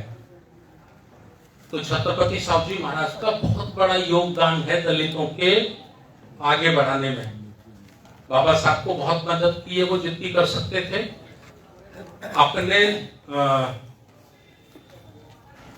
26 जुलाई 1902 में उन्होंने अपने राज्य में सर्वप्रथम 50% आरक्षण लागू करने की घोषणा की, इसलिए उनको आरक्षण का जनक कहा जाता है।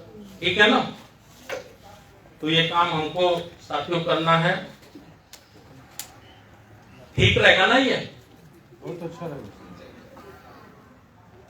मतलब देखिए, हमें जैसे के बहुत साहब बताए थे ना कि मस्जिद तो बहाना है, समाज निशाना है। तो आप ऐसे मान के चलिए कि जयंती भी हमारा एक बहाना है, हमको पर्चा लेके उस समाज में भी घूमना है। तो ये सब रहेगा। तो ये काम हम लोग कर रहे हैं। थोड़ा सा शॉर्ट करता हूं।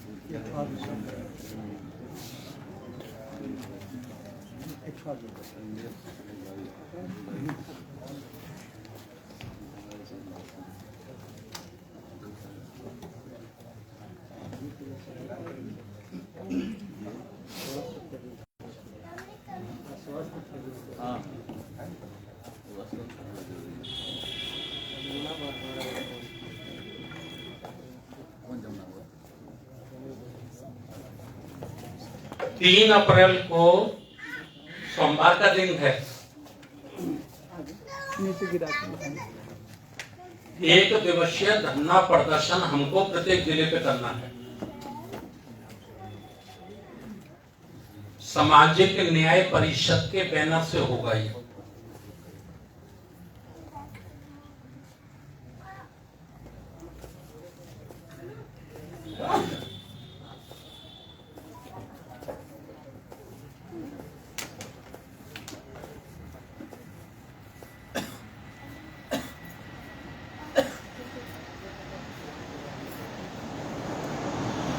इसमें जो मांगे होंगी, पहली मांग होगी ओबीसी की जाति गणना। जाति गणना करो, ठीक है ना?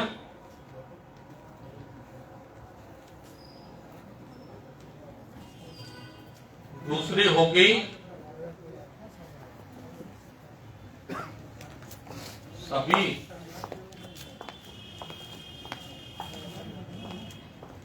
सरकारी क्षेत्रों में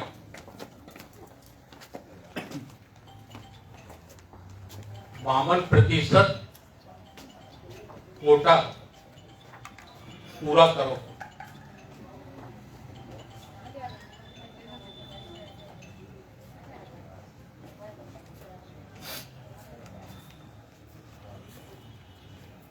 ये बिल्कुल जैसे मान्यवर काशीराम साहब ओबीसी को तैयार करने के लिए काम किए थे ना, सेम उसी पैटर्न पे हमको करना है। हमें कोई ऐतराज नहीं आप किस देवी देवता को मानते हो, हमें तो ये कहना है जिसको मानना है मानो, लेकिन अपना हक तो मांगो। क्यों सर? और हक की तो लड़ाई है। अभी आपने देखा होगा 320 ओबीसी के बच्चों ने आईएएस पास कर लिया, इंटरव्यू पास कर लिया, लिस्ट जारी हो गई, बस जॉइनिंग देनी थी। 320 लड़कों को कलेक्टर बनने से रोक दिया गया। एक कानून कहां से निकाल के ले आए कि भाई इनकी आर्थिक आय 8 लाख वार्षिक से ज्यादा है। समझ रहे हैं आप लोग? दुख ये नहीं है कि उन्होंने 320 बच्चों को कलेक्टर बनने से रोका, ओबीसी के लोगों को। ये बड़े दुख की बात नहीं है। बड़े दुख की बात यह है कि ओबीसी की लीडरशिप, 150 से ज्यादा सांसद, 10 राज्यों से ज्यादा मुख्यमंत्री मुंह को बंद करके बैठे रहे। क्यों सर? अगर ये शोर करते, संघर्ष करते, जिंदाबाद मुर्दाबाद करते, सड़कों पे निकलते, सरकार को गिराने का अल्टीमेटम दे देते, तो सरकार को तत्काल विशेष अधिवेशन बुला के इनका प्रस्ताव पारित करना पड़ता है कि नहीं करना पड़ता? उदाहरण 2 है हमारे पास। जब SC/ST कानून को कमजोर किया था सुप्रीम कोर्ट ने, तो जब 2 अप्रैल 1918 को जब एक प्रदर्शन हुआ पूरे देश में, तो सुप्रीम कोर्ट के निर्णय को बदलना पड़ा कि नहीं पार्लियामेंट बुला के? ठीक। 13 महीने जब किसानों ने धरना प्रदर्शन किया तो उनको तीनों कृषि कानून वापस लेने पड़े कि नहीं लेने पड़े? तो ये भी कानून जो ढूंढ के लाए थे उसको वापस लेना पड़ता कि नहीं लेना पड़ता? कोई कम बात है? 320 बच्चे, हमारे देश में जिले कितने हैं? 768 जिले हैं। 768 जिले में से अगर 300 हमारे ओबीसी के बच्चे कलेक्टर बनते तो आधे इंडिया में हमारे कलेक्टर होते बच्चे? नहीं होते। कितनी बड़ी चीटिंग, कितना बड़ा धोखा। लेकिन दुख यह है कि आंदोलन की आवाज कहीं किसी कोने से सुनाई नहीं दी। क्यों साहब? रिजल्ट क्या होगा हमें नहीं मालूम, लेकिन कम से कम एक पर्चा छप के निकलेगा, उसमें ये सारी बातें मेंशन की जाएंगी। ठीक रहेगा ना ये? उनको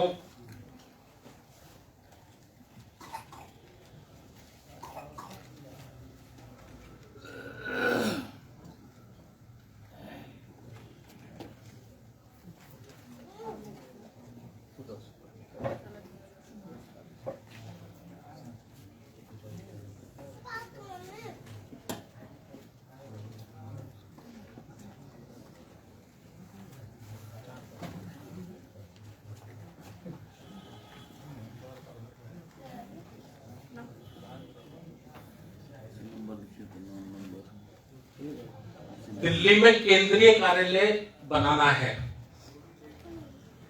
जब इतना बड़ा काम करना है और पूरा देश हमारा दिल्ली से संचालित होता है, तो मैं समझता हूं कि दिल्ली में हमारा हेड ऑफिस दिल्ली में होना चाहिए, क्योंकि दिल्ली में दुनिया के राजदूत बैठते हैं।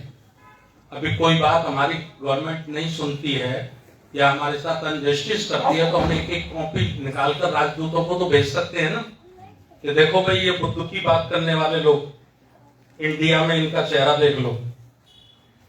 ये जब आपके जापान जाएंगे, चाइना जाएंगे, अमेरिका जाएंगे, इंग्लैंड जाएंगे, श्रीलंका जाएंगे, म्यांमार जाएंगे, तो बुद्ध ले जाएंगे साथ। और भारत में बौद्धों के साथ इनका क्या व्यवहार है? क्यों साहब? दुनिया की नजरों में उनको हम दिखा तो सकते हैं ना। ये सब काम करने पड़ेंगे। ऐसा नहीं हम लोग चुप बैठे रहते हैं। चुप नहीं रहना, आवाज उठानी है, चाहे जिस कोने से उठे। तो ये काम करना है। इसके लिए हमने कार्यालय में कम से कम 1 करोड़ की लागत है। 1 करोड़ की लागत में इसमें मैंने घोषणा की है, लुम्बिनी में की थी, 10 लाख रुपए मैं दूंगा इसमें।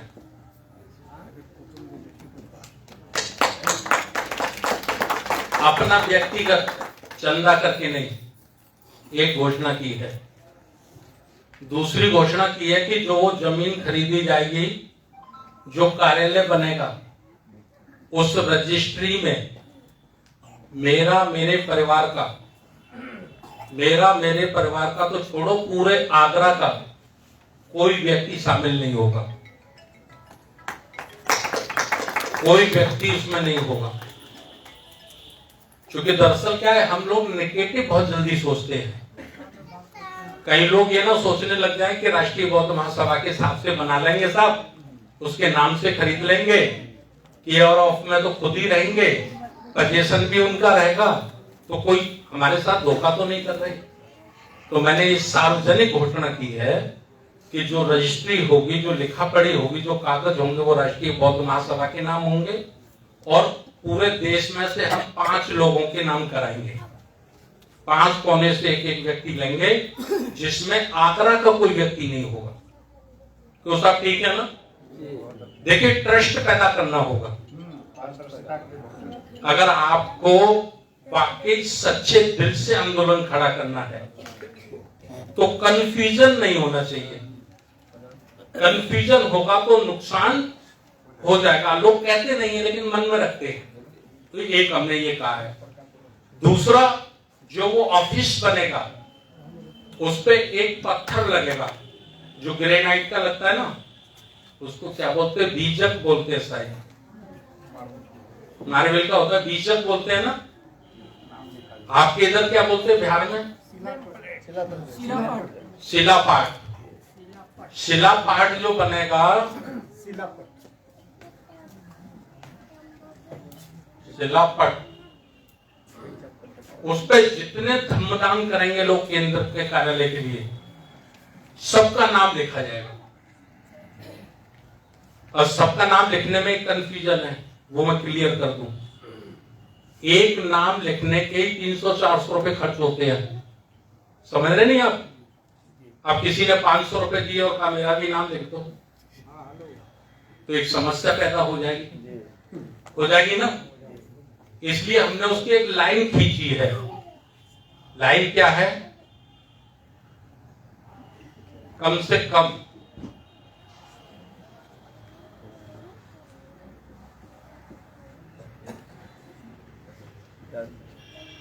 से कम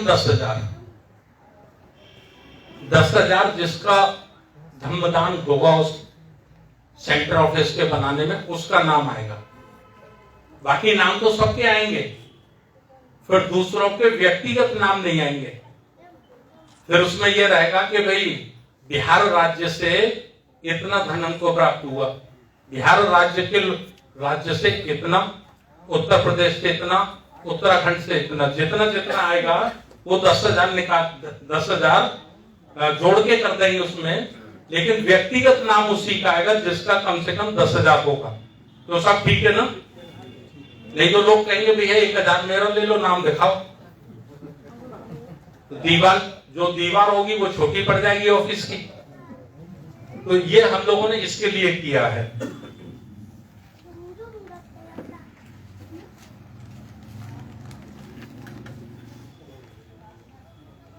कामेश्वर जी से कितने देर और चलाना है? कितने देर और चलाना है? जब तक आपकी मर्जी। 4 बजे तक। 3:23। वैसे मुझे मेरे डॉक्टर की सलाह बहुत कम बोलने की है। बीपी बढ़ जाता है ना, बोलने की तो है ही नहीं, लेकिन वो कहते हैं आप आदत से मजबूर हो, मानोगे तो हो नहीं, तो इसलिए कम से कम बोलना। चलिए कोई वाला नहीं।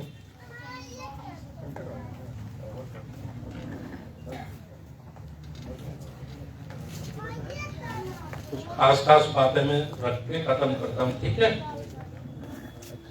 आंदोलन को तेज करने के लिए कुछ बातें मैं लिख रहा हूं।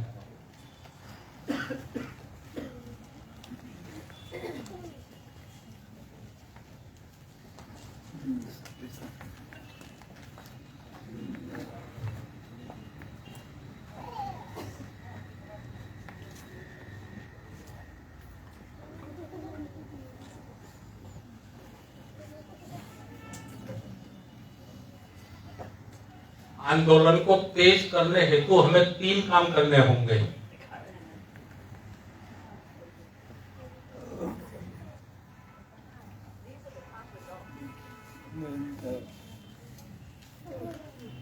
निरंतरता, निरंतर लिख सकते हैं, वैसे निरंतरता होता है, निरंतरता। ठीक, निरंतरता। दूसरा क्या काम करना होगा? पवित्रता। तीसरा योग्यता। वाकई हम लोग चाहते हैं कि ये महापुरुषों का आंदोलन कामयाब हो, भारत बौद्धमय हो, तो इसके लिए हमें निरंतरता बनानी होगी, यानी रोज काम करना होगा। रोज काम कैसे करना होगा? कम से कम 24 घंटे में आप 23 घंटे अपने ऊपर लगा लीजिए। कम से कम वाला बता रहा हूं, ये 23 घंटे आप अपने ऊपर लगा लीजिए। 1 घंटा आप मिशन के नाम कर दीजिए। कितना? 1 घंटा किया जा सकता है ना रोज। 1 घंटा अगर आप मिशन के लिए रखते हैं तो आपने हफ्ते में, सप्ताह में 6 दिन, 7 दिन होते हैं। ठीक, सोमवार, मंगलवार, बुधवार, बृहस्पतिवार, शुक्रवार, शनिवार और रविवार, है ना। तो आपने 6 दिन के 6 घंटे बचा लिए, और वो 6 घंटे आपने रविवार को समाज के काम में लगाए, मिशन के काम में लगाए। घर परिवार को बोलो भाई 6 दिन में आपके लिए काम करता हूं, अपने लिए काम करता हूं, परिवार के लिए काम करता हूं, बच्चों के लिए काम करता हूं। 6 दिन में 1 दिन रविवार को मैं महापुरुषों के मिशन के लिए काम करता हूं। हो सकता है कि नहीं हो सकता? घनश्याम साहब कहते थे, तमन्ना सच्ची हो तो रास्ते निकल ही आते हैं, और तमन्ना झूठी हो तो बहाने भी 1000 आते हैं। तमन्ना सच्ची हो तो रास्ते निकल ही आते हैं, और तमन्ना झूठी हो तो बहाने भी 1000 आते हैं। ये एक दिन जब रविवार को आप पूरा काम करोगे, या 1 दिन में, हफ्ते में, कोई भी निर्धारित कर लो, 4 लोगों की टीम बना लो, 2 मोटरसाइकिल, 1 मोटरसाइकिल पे 2 लोग और 4 लोगों की टीम, और पहले से निर्धारित कर लो कि भाई अगले सप्ताह हमें इन 5 गांवों में जाना है, अगले सप्ताह हमें इन 5 गांवों में जाना है ना। प्लानिंग से काम करना है। देखिए, काम 2 प्रकार से होता है। एक योजना बना के काम होता है प्लानिंग से, एक बिना प्लानिंग के होता है। मेहनत तो दोनों में लगती है, पैसा दोनों में खर्च होता है, समय दोनों में लगता है, लेकिन प्लानिंग से जो काम करते हैं उसका रिजल्ट आता है, और प्लानिंग से जो काम नहीं करते हैं उसका रिजल्ट नहीं आता है। हम आरएसएस से ज्यादा काम करते हैं, हमारे लोग आरएसएस से ज्यादा पैसा खर्च करते हैं, लेकिन वो प्लानिंग से काम करते हैं, इसलिए उनका रिजल्ट आता है, और हम लोग प्लानिंग से काम नहीं करते हैं, इसलिए हमारा रिजल्ट नहीं आता है। ठीक है ना। तो ये करना है। कम से कम मैंने एक सबसे निकम्मे आदमी के लिए भी एक चीज रखी है, जो 1 घंटा भी ना दे पाता हो, सबसे निकम्मा आदमी, उसके लिए रखा है मैंने 5 मिनट।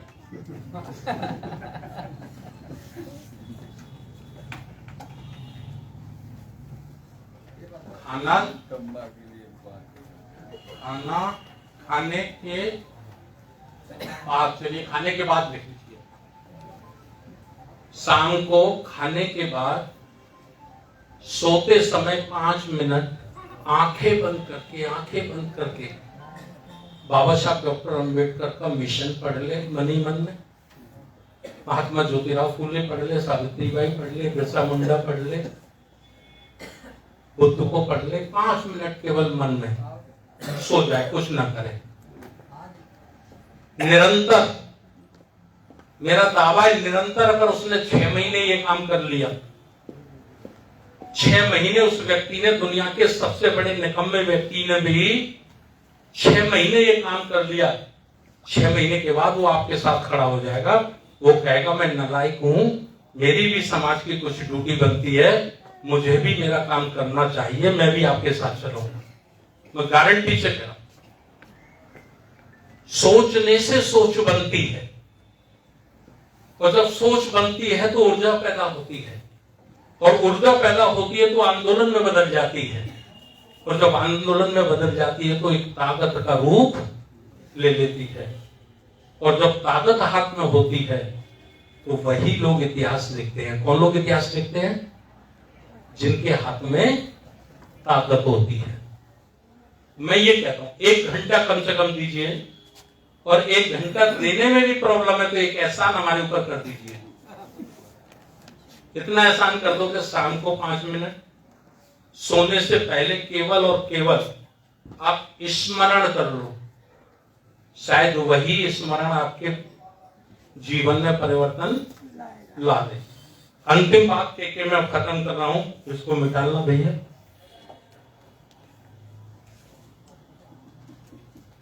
उत्सव और आंदोलन,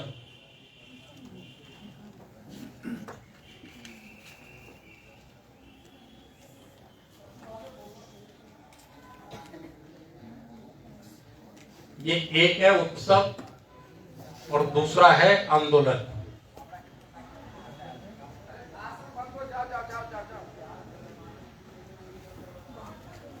हम जब बहुत लोगों से कहते हैं ना कि साहब मिशन के लिए काम करना है, धम्म के लिए काम करना है, बुद्ध के लिए काम करना है।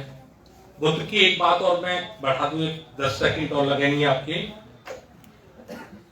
बुद्ध का जो धम्म है, आप बाबा साहब डॉक्टर अंबेडकर जी के द्वारा लिखा हुआ ग्रंथ पढ़िए, बुद्ध और उनका धम्म। आप इस नतीजे पर पहुंचेंगे कि बुद्ध का जो धम्म था वो आध्यात्मिक नहीं था, अर्थात पूजा पाठ का धम्म नहीं था। ठीक, तो काय का धम्म था वो? समता, स्वतंत्रता, बंधुता, न्याय पर आधारित समाज निर्माण का धम्म था उनका। पूरी तरह से समाज के लिए वो था। हमसे बहुत लोग कहते हैं ना कि साहब आप राष्ट्रीय बौद्ध महासभा चला रहे हो और आपकी बातें आप कृष्ण पंचशील से शुरू करते हैं, सभ्य सत्ता पे खत्म करते हैं, लेकिन बीच में आपकी दूसरी बातें होती हैं। मैं कहता हूं यही तो धोखा है।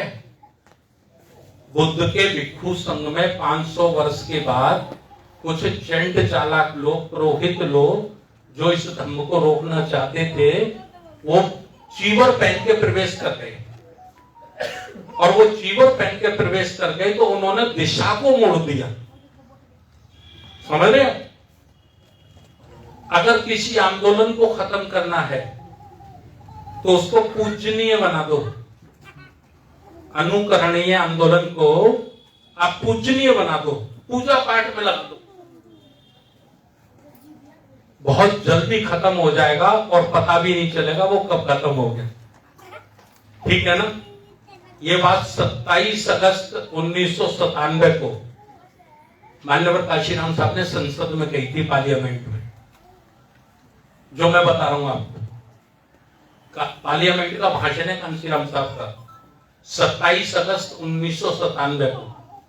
क्या भाषण था?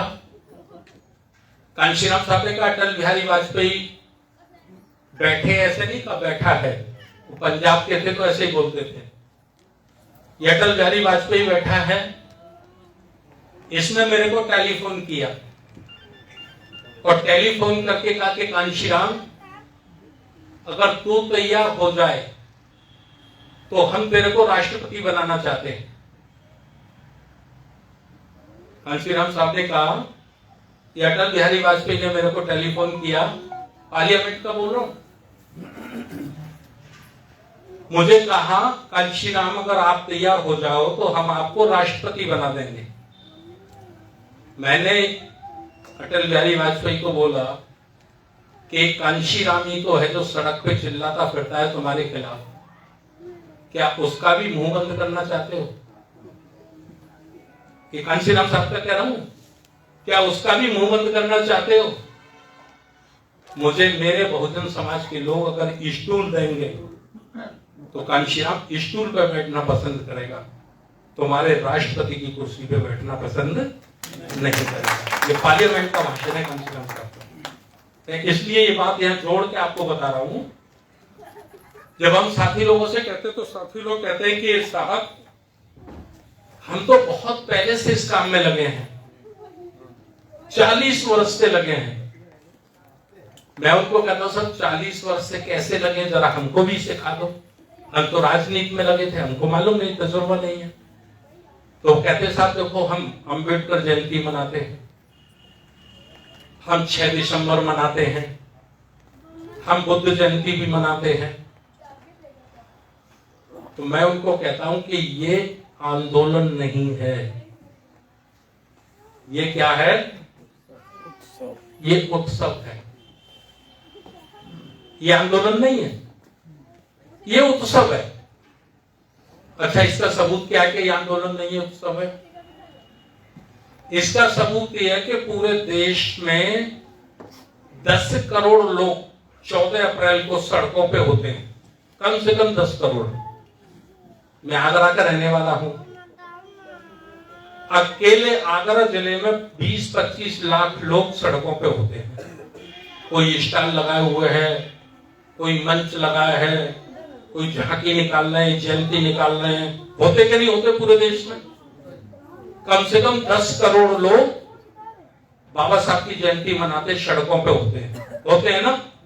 सब जय भीम बोलते, सब जय भीम बोलते, बाबा तेरा मिशन अधूरा, हम सब मिलकर करेंगे पूरा, लगाते कि नहीं नारा? अच्छा, कल कोई प्रॉब्लम खड़ी हो जाए, जैसे संविधान को जलाया गया पार्लियामेंट के सामने, कुछ नालायक किस्म के लोगों ने,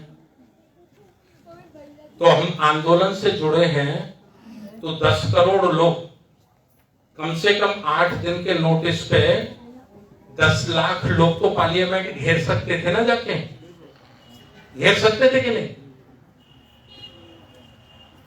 10 लाख तो बहुत बड़ी बात हो गई साहब।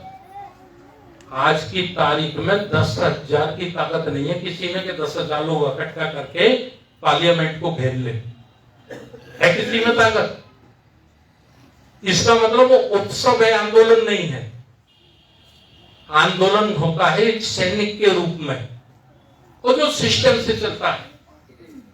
एक आह्वान हो जाए कि भाई हमारे संविधान को छुआ है, या हमको गाली दी है, या हमारा अपमान हुआ है, या हमारा रिजर्वेशन धीरे धीरे करके खत्म किया जा रहा है, हम पार्लियामेंट को घेरेंगे, पार्लियामेंट को नहीं चलने देंगे।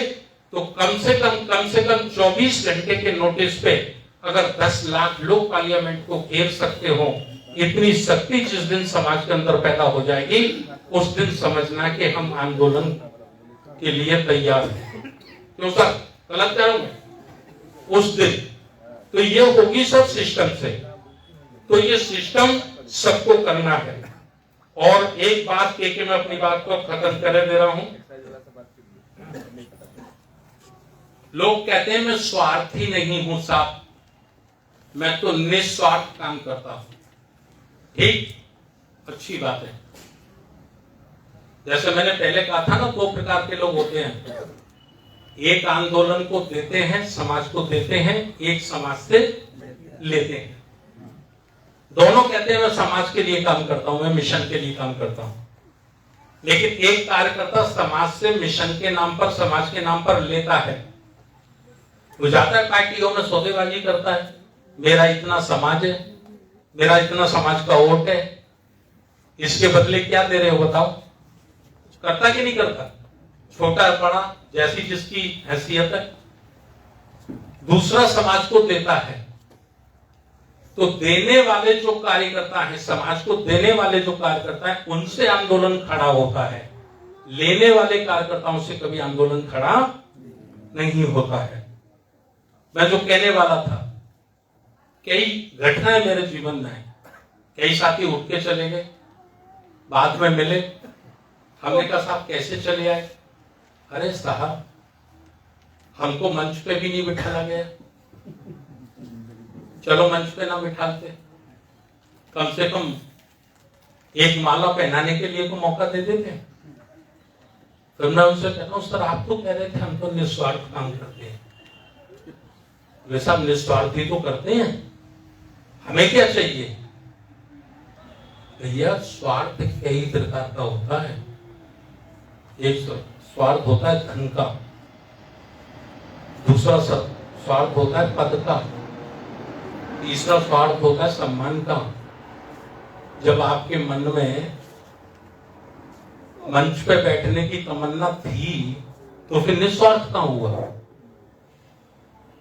माला पहनाने की, अखबार में नाम छपने की, अखबार में फोटो छपने की जब तमन्ना लेके आप बैठे ही हैं, तो स्वार्थ तो साथ लेके बैठे हैं ना। तो आप निस्वार्थ कैसे कह सकते हो? भिक्षु संघ की कहानी है। दो भिक्षु थे, बातचीत कर रहे थे अपने अपने आपस में, अपना दोनों शेयर कर रहे थे अपनी बातें। गांव में साथ 200 बीघे खेत है हमारा, बड़ी सी कोठी है, हवेली है, 4-5 हमारे बेटे हैं, 20-25 नाती पोते हैं। फिर दूसरे भिक्षु अपनी बता रहे, फिर अपनी बता रहे। तीसरे एक भिक्षु थे अरहत, वो कह रहे देखो साहब हमने सब छोड़ दिया।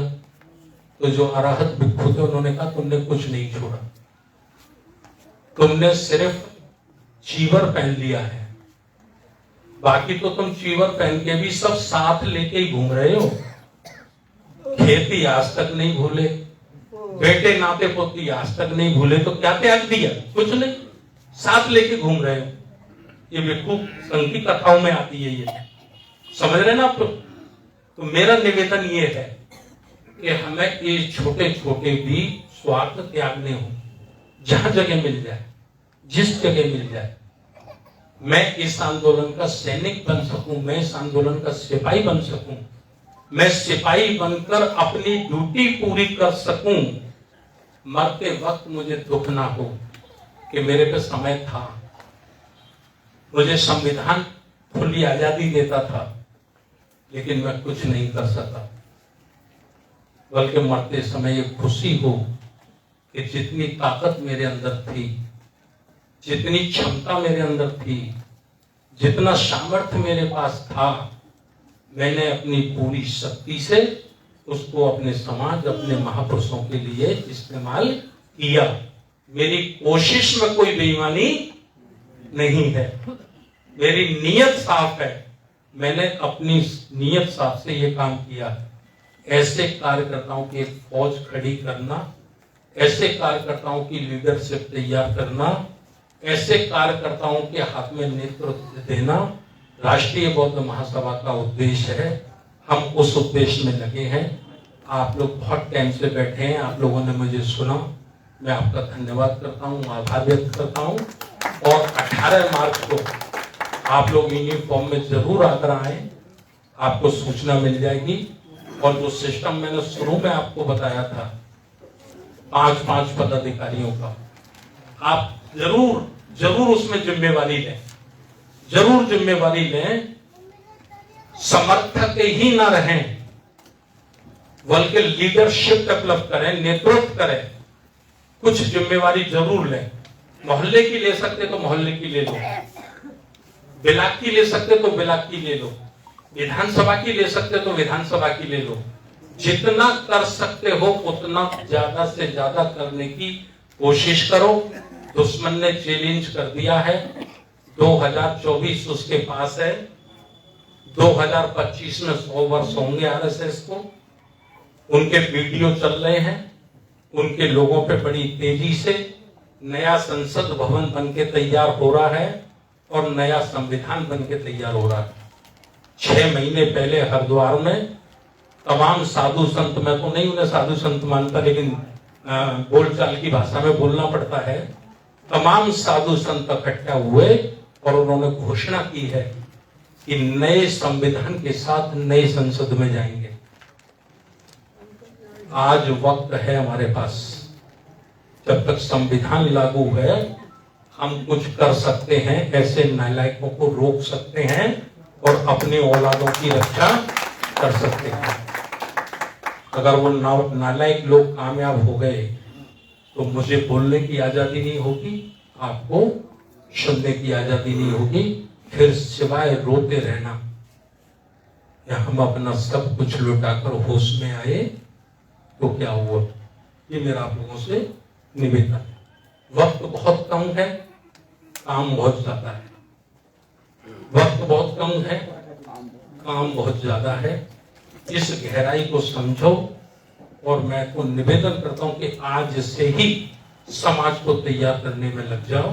बहुत बहुत धन्यवाद। नमो बुद्धाय। जय हिंद।